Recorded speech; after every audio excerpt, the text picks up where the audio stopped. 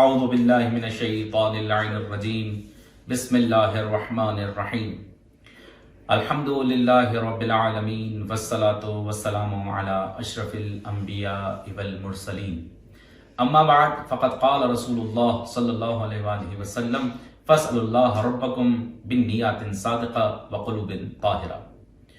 عزیزان گرامی قدر، جیسا کہ آپ کے علم میں ہے، ہر سال اس ماہ مبارک میں کوشش کرتے ہیں کہ مختصر دورانی کا ایک ایسا پروگرام لے کر آپ کی خدمت میں حاضر ہوں کہ جس سے عوام کی اصلاح بھی ہو سکے اور ہماری جو ذمہ داری ہے وہ بھی ادا ہو سکے۔ عزیزان گرامی قدر، جیسا کہ پروگرام کے عنوان سے ظاہر ہے کہ ہم روزہ داروں کی صفات کے اوپر گفتگو کر رہے ہیں کہ جس میں اللہ تعالیٰ نے جو روزہ داروں کو یہ ماہ مبارک عطا کیا ہے کہ جو رحمتوں، مغفرتوں اور برکتوں کا مہینہ ہے، اس میں روزہ دار جو روزہ رکھ رہا ہے اللہ کی رضا کے لیے، اس کے اندر کیا صفات ہونی چاہیے۔ آج ہم گفتگو کریں گے خلوص نیت کے اوپر یا عبادات میں خلوص کے اوپر۔ جیسا کہ ابتدا میں ایک حدیث کی تلاوت کا شرف حاصل ہوا کہ جس میں حضرت محمد مصطفیٰ صلی اللہ علیہ وآلہ وسلم فرماتے ہیں کہ اللہ تعالیٰ سے مانگو کیا چیز؟ صاف نیت، خالص نیت مانگو اور پاک دل مانگو۔ میں دوبارہ ریپیٹ کر رہا ہوں، فصل اللہ ربکم، اپنے رب سے مانگو، بالنیات صادقہ، ایک سچی نیت مانگو، قلوب طاہرہ، پاک دل مانگو۔ کیوں؟ کیونکہ ہم جو عبادت کر رہے ہیں، مثلا عبادت کے اندر جو بھی چیزیں شامل ہوں، نماز ہو، روزہ ہو، اس کے علاوہ جو بھی عبادات، ایک طویل فہرست ہے، جو بھی ہم کام کر رہے ہوں اللہ کی رضا کے لیے ہونا چاہیے اور وہ خالص رضا کے لیے ہونا چاہیے۔ جیسا کہ ایک شخص حضرت محمد مصطفیٰ صلی اللہ علیہ وسلم کے پاس آیا اور کہتا ہے، یا رسول اللہ، میں رشتہ داروں سے ملاقات رکھتا ہوں، یعنی صلہ رحم کرتا ہوں، اس کے علاوہ بے شمار صدقہ دیتا ہوں، میں جو بھی کرتا ہوں خالص نیت کے ساتھ کرتا ہوں، لیکن جب میرے احباب، میرے دوست میری تعریف کرتے ہیں کہ تم بہت اچھا کام کر رہے ہو تو مجھے بہت زیادہ خوشی ہوتی ہے۔ لیکن پیغمبر اکرم صلی اللہ علیہ وآلہ وسلم نے اس کی یہ باتیں سننے کے بعد اسے کوئی جواب نہیں دیا۔ عزیزان گرامی قدر، کیونکہ ہم جو کام کر رہے ہوتے ہیں اس کو صرف اللہ کے لیے انجام دینا ہے۔ عبادات میں خلوص سے مراد کیا ہے کہ صرف انسان اللہ کے ساتھ رابطہ رکھے، اس کے ساتھ خالص ہو جائے، اور عبادات میں خلوص کی ضد ریا ہے، اور ریا شرک ہے۔ ریا کا مطلب کیا ہے کہ دکھاوا۔ مثال کے طور پہ اگر کوئی انسان کوئی عبادت مسلسل کر رہا ہے لیکن اسے یہ اندازہ ہو جاتا ہے کہ لوگ اس کی تعریف کر رہے ہیں اور پھر اس تعریف کی وجہ سے وہ دوبارہ کر رہا ہے، اس کی نیت کہیں نہ کہیں یہ ضرور ہے کہ اللہ تعالیٰ کے لیے کر رہا ہوں، لیکن پھر بھی کہیں یہ خیال آ جائے کہ لوگ مجھے دیکھ رہے ہیں، میری تعریف کر رہے ہیں، تو یہ یقیناً پھر لوگوں کو دکھاوا ہو جائے گا۔ اس کے اوپر بہت سے واقعات موجود ہیں، جس میں سے ایک واقعے کی طرف اشارہ کر کے میں آگے نکل جاؤں۔ علامہ جوادی فرماتے ہیں کہ ایک شخص نماز کے لیے مسجد میں گیا اور اسے نماز میں اتنا لطف آیا کہ اس نے ہمیشہ پہلی صف میں شرکت کی، یہاں تک کہ 30 سال گزر گئے اور وہ پہلی صف میں نماز ادا کرتا رہا۔ ایک دفعہ جب وہ کسی وجہ سے نہ پہنچ سکا اور اسے نماز پڑھنے میں کچھ تاخیر ہو گئی یا مسجد پہنچنے میں تاخیر ہوئی، تو اچانک سے اس نے یہ سوچا کہ اگر میں آج دیر سے پہنچا تو لوگ کیا کہیں گے کہ میں آج پچھلی صف میں کھڑا ہوں، اگلی صف میں موجود نہیں۔ تو خلاصہ یہ کہ 30 سال کی جو عبادت تھی اس کے پیچھے کہیں نہ کہیں یہ خیال موجود تھا کہ لوگ میرے لیے اچھا سوچتے ہیں کہ میں سب سے پہلے آتا ہوں مسجد میں سب سے پہلے عبادت کرتا ہوں۔ تو پھر یہ ہو گیا لوگوں کے لیے، لیکن خلوص سے مراد وہی کہ اللہ کے لیے۔ اس لیے نبی فرماتے ہیں کہ اللہ سے مانگو خلوص نیت، خالص دل مانگو، پاک دل مانگو۔ اس کے علاوہ جب ہم اللہ کے لیے کام کر رہے ہوتے ہیں اور پھر صرف اللہ اور ہم ہوتے ہیں تو اللہ بھی اپنی بے شمار نعمتیں ہمیں دے رہا ہوتا ہے، کیونکہ ہمارا تعلق اس کے ساتھ ہو جاتا ہے۔ اس کے بعد پھر ہمارا دل نہیں چاہتا کہ ہم کسی اور کے لیے عبادت کریں یا کسی اور کے لیے کوئی کام کریں۔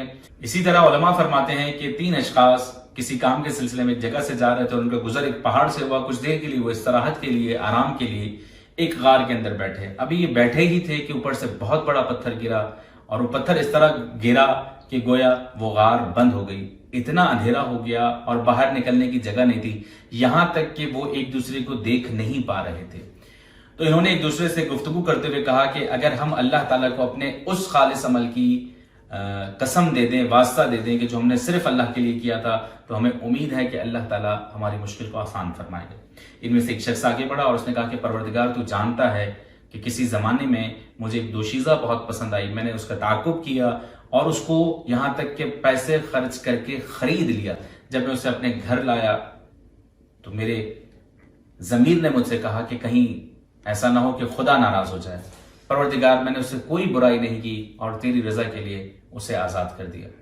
اس کی بات جیسے ہی مکمل ہوئی وہ پتھر اپنی جگہ سے ہلا اور انہوں نے محسوس کیا کہ پتھر میں جنبش آئی۔ عزیزان گرامی قدر، اس کے بعد دوسرا شخص آگے بڑھتا وہ کہتا ہے پروردگار تو جانتا ہے کہ جب میں اپنی زمینوں پہ کام کروا رہا تھا اور اپنے کسانوں کو زمینوں پر لایا تھا، سب کی جتنی محنت تھی اتنا ہی ان کو صلہ دیا اور سب کا صلہ میں نے آدھا درہم رکھا تھا، یہاں تک کہ وہ وقت ختم ہو گیا اور جب میں نے سب کو پیسے دیے تو ان میں سے ایک کسان نے مجھے کہا کہ میں آدھا درہم نہیں لوں گا کیونکہ میں نے محنت زیادہ کی ہے، مجھے 1 درہم چاہیے۔ پروردگار تو جانتا ہے کہ میں نے اسے منع کر دیا، میں تمہیں 1 درہم نہیں دوں گا۔ بس یہ سننا تھا کہ وہ آدھا درہم بھی چھوڑ کر چلا گیا۔